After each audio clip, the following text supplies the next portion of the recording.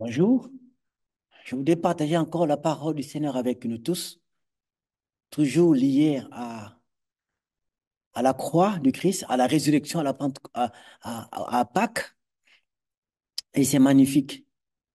Cette fois-ci, ce qui est extraordinaire, Jésus meurt sur la croix et le corps est là. Deux personnes vont venir, Joseph d'Arimathée et Nicodème. Ils vont prendre le corps, ils vont l'amener au tombeau. C'est quelque chose de magnifique.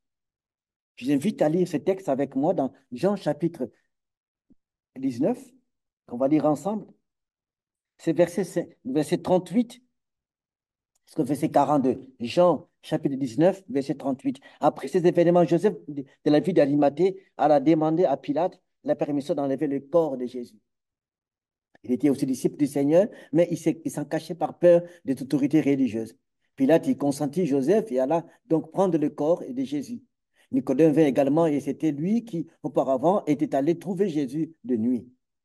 Il apporta environ 30 kilogrammes de mélange de myrrhe et d'aloès. Tous deux prirent donc le corps de Jésus et l'enveloppèrent de linge funéraire, y mettant des aromates selon les usages funéraires des Juifs.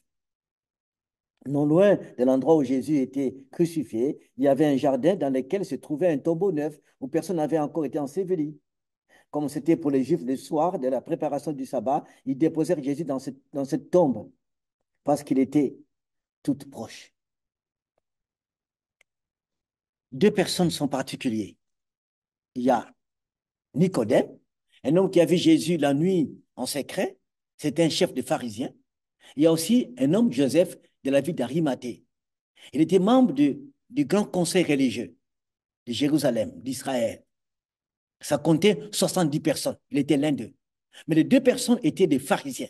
Ils connaissaient bien la loi et ils aimaient Jésus. C'est comme s'ils s'opposaient à la condamnation.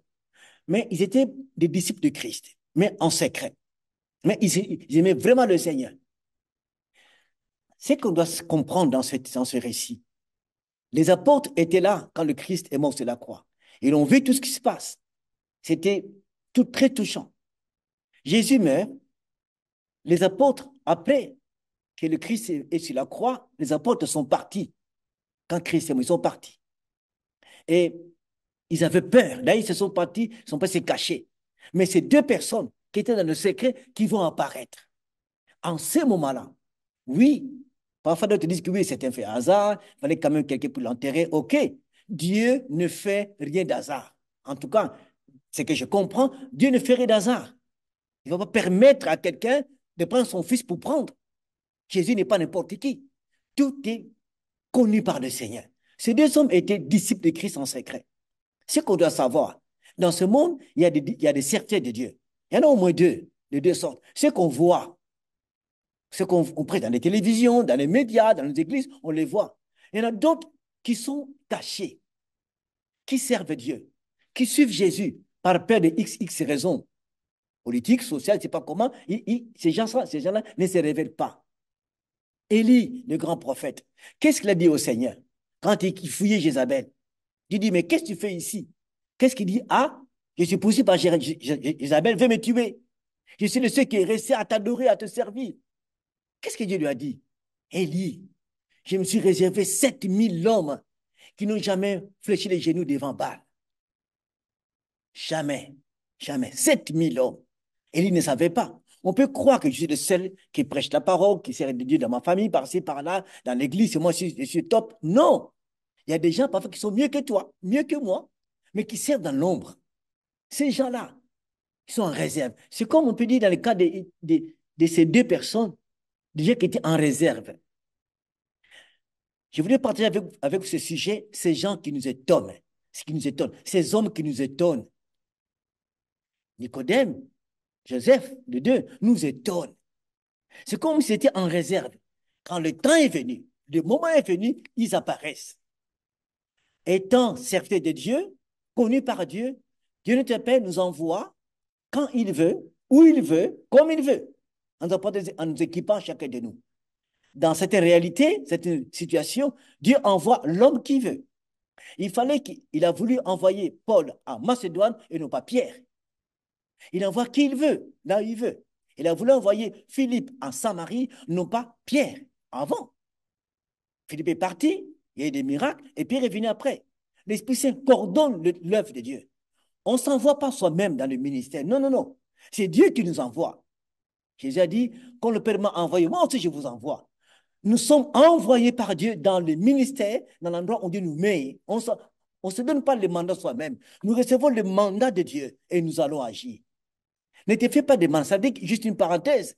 Je ne sais pas comment ça plaira aux gens, je ne sais pas. On ne se crée pas le ministère. Je me fais pasteur, je me fais apôtre, je me fais prophète moi-même. C'est une grosse bêtise. C'est lui qui nous donne le mandat, qui nous donne le ministère, et puis nous engageons. Et puis nous envoie. C'est lui. Et si nous allons avec le mandat de Dieu, alors nous serons forts, on sera puissants, il va nous équiper, il va nous protéger contre le vent qui va souffler. Alors, ces deux personnes apparaissent. D'un coup, ils nous étonnent. Ils sont pharisiens, mais ils sont riches. Parce que le corps de Jésus qui sera amené dans le tombeau, c'est le tombeau qui appartenait à Joseph d'Arimathée. Un tombeau qui lui appartenait, ce tombeau-là, lui appartenait.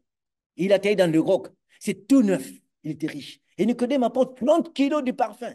Imaginez-vous, achetez un parfum Dior, par exemple, dans la parfumerie. Parfois, parfois 33 millilitres, centilitres, ça vous coûte comme ça parfois 80 euros. Ça dépend des qualités. Mais si une petite quantité comme ça coûte 80 euros, et prenez 3 kilos, 30 kilos, ça coûtera combien? Et les parfums qu'ils ont apportés pour embaumer le Seigneur, ça a du prix, c'est cher. Il a apporté ça. Les hommes riches ont enterré Jésus. Jésus est né, les gens riches, les mages sont venus le voir, ils ont porté de l'or, des myrrhes, de l'encens, il a porté le roi. Et Jésus meurt, encore deux hommes riches qui arrivent. Oh, Dieu est bon. Jésus est le roi. Jésus est roi, il restera roi.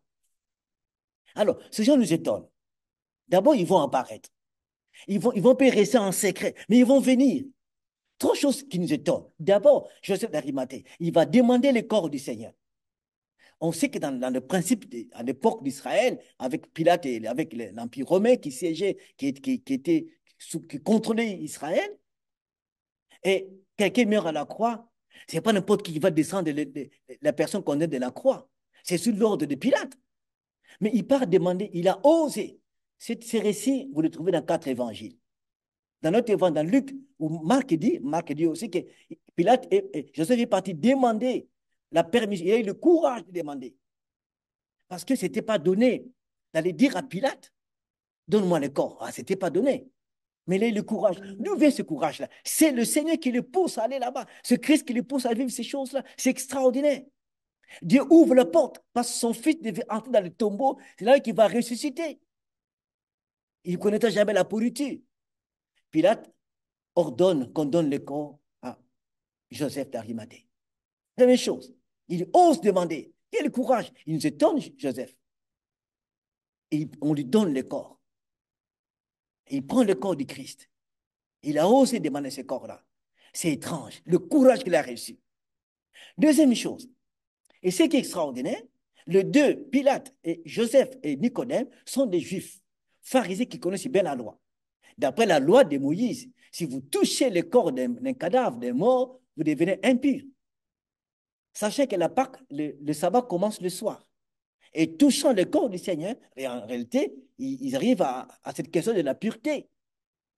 C'est étrange. Comment ces gens, ces deux personnes, vont-ils oser toucher le corps du Seigneur, le fait descendre de la croix? Comment? Pourquoi? Ils savent que non, c'est compliqué, c'est l'impureté qui va être avec nous. Quel courage! On ne sait pas quelle intention les a animés. Mais quand nous regardons bien, Jésus à la croix a accompli la loi. Du coup, en touchant le corps du Seigneur, ils ne sont pas impurs. Jésus a tout accompli. Cette loi d'impureté n'est plus, est accomplie par le seul sacrifice du Christ à la croix. Ces gens sont purs, ne sont pas impurs. Alléluia, merci Jésus pour ta mort, ta résurrection, qui nous libère des choses qu'on devait faire. Qui aurait pu avoir la force si c'était aujourd'hui encore en tant que chrétien, qui commet un péché, va acheter un mouton. Allez acheter un mouton aujourd'hui et où faire le sacrifice. On aurait dans des bars, dans des rues, dans des avenues, des hôtels des chrétiens qui brûlent les moutons par-ci, par-là. Dans les temps, ça serait un désordre terrible. Mais Jésus a tout accompli. Merci Seigneur. Donc, Joseph d'Arimathée et Nicodème n'étaient pas impurs. Ils sont purifiés déjà. Jésus a tout accompli. Quel courage, encore une fois. Il nous étonne. C'est la question que je pose. Troisième étonnement aussi, ils sont pharisiens. Ils sont membres du Grand Conseil. Maintenant, ils dévoilent leur appartenance publique. Nous sommes pour Jésus. Il dit que nous sommes de l'autre camp. Or, il peut être excommunié de leur ordre religieux, c'est possible aussi. Écarté du Sanhédrin, c'est un privilège à l'époque. Fait partie du Grand Conseil.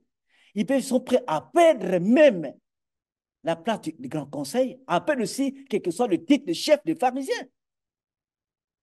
Quel risque ces hommes nous étonnent. Chers amis, le chrétien déterminé est un homme qui étonne les gens. Le disciple du Christ est une personne, en lui, il y a la détermination. Déterminé pour trois choses.